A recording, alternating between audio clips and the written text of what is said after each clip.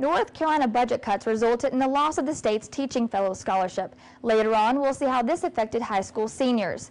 30,000 children have been abducted by African warlord Joseph Kony and his Lord's Resistance Army. Later, we look into one of the young men featured in the video sensation, Kony 2012. All those and more, Pirate News Network starts now. From the School of Communication Studio at East Carolina University, this is Pirate News Network. Thanks for joining us. I'm Jessica Roth. Oil prices have spiked to the highest level in 9 months. Experts blame the spike on Iran's decision to cut oil exports to Britain and France. Analysts say the jump in the price isn't so much a demand issue as simply a fear over a shortage. But even so, this could translate to higher costs for drivers. AAA says a gallon of regular gas is now up to $3.85. Analysts also say prices could rise as high as $5 per gallon by summer. We now go to Carly Sewell for a 7-day forecast. Carly, I hope we have some warm days in our future. Thanks, Jessica. We do have some weather temperatures to look forward to this week. Today will be partly cloudy with a high of 72 and a low of 56. Friday and Saturday are right around 80 degrees, so definitely beach weather. Sunday looks to be a little cooler with a high of 70 degrees and a 70% chance of rain. Monday has a high of 64 and a low of 43. Tuesday and Wednesday will be mostly sunny. And that does it for your 7-day forecast. With tight budget cuts came the cut of North Carolina's Teaching Fellows program for the 2012-2013 academic year. I visited my local high school to talk to students who are hoping to get that scholarship. Established in 1986, the North Carolina Teaching Fellow program is the most ambitious teacher recruitment program in the nation. I think that some people fail to realize that teachers basically open the doors for those big paid celebrities and doctors and lawyers. North Carolina cut programs all over the state to fill a projected $2.5 billion in debt. As a result, in June 2011, the North Carolina General Assembly eliminated the Teaching Fellow program. Deanna Manning is the Director of Teaching Fellows at East Carolina University and was shocked when the program went up for discussion to be phased out.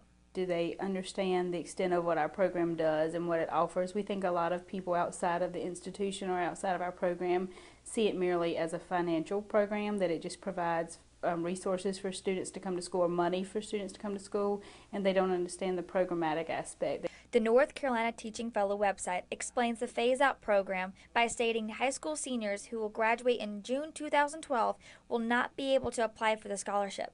Red Oak High School in Jacksonville, North Carolina gives students the opportunity to take Teacher Cadet, which is a program that gives students hands-on experience teaching outside the classroom. White Oak High School senior Sam Tallman, this Future Teachers of America Club president, was passionate about being an elementary school teacher. But everything changed when she found out North Carolina dropped the program. It's very discouraging to anyone now because everyone saw that opportunity and they wanted it, not just me, other people, and now it's not there.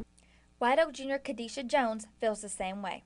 Like solely basing my plans for college on that scholarship. News has left some students choosing a more financially safe career over the ones they're most passionate about. I was determined to get it, and when I found out that they had cut it, I was devastated, and my life really won't be the same now because I'm going to become a nurse.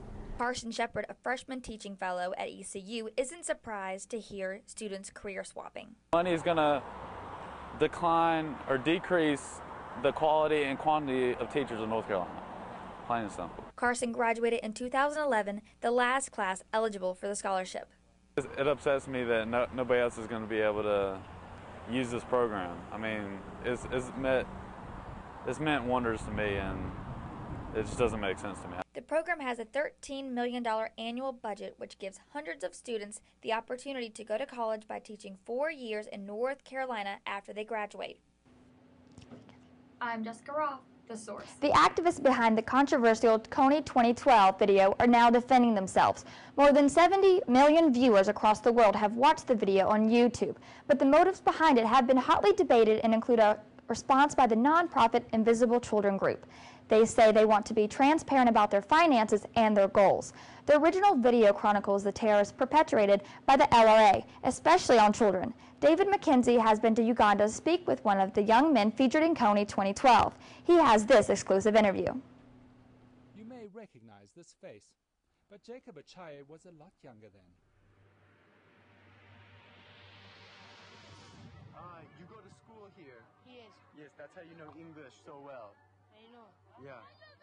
He has touched millions in Kony 2012, the film that made the brutal Ugandan warlord Joseph Kony famous. Rewarded the rebel. When they raise us again, then they will kill us. Tens of millions of people have watched this film, but you don't like to watch it. Yeah, so it's just like because it brings a lot of memories, and like, you know, like sometimes I get sad watching it. Jacob wanted to show us his story. We traveled with him to his village, where LRA rebels came in the middle of the night to get him. So yeah, this is the real village where I was abducted. They bashed down the door of his hut and tied him to his cousin. They took 40 children that night. Jacob says when his brother tried to escape the LRA, they dragged him back and executed him. They made him to be exemplary for us, like not to let us escape, which was so sad.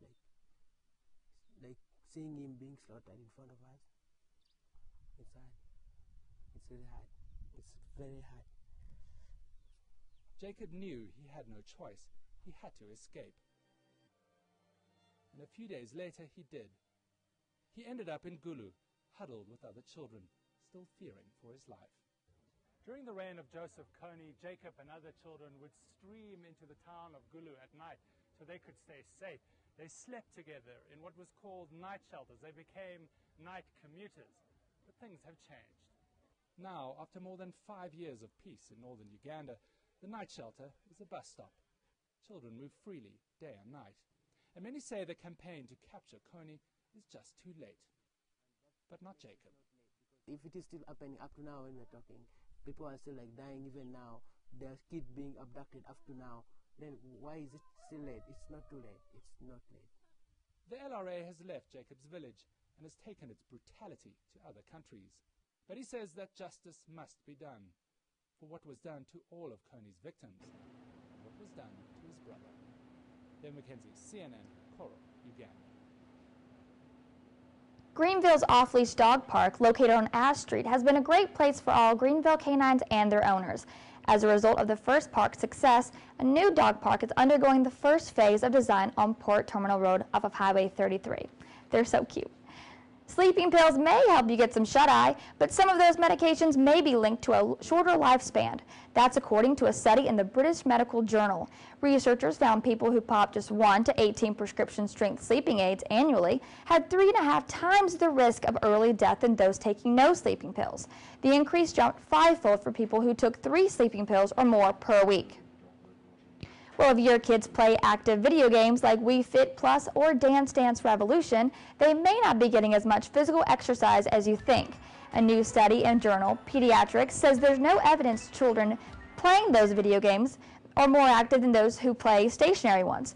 Researchers tracked nearly 80 children using a motion measuring device. The goal was to see if the games would help them meet their daily exercise requirements. Researchers say they were stunned by the results.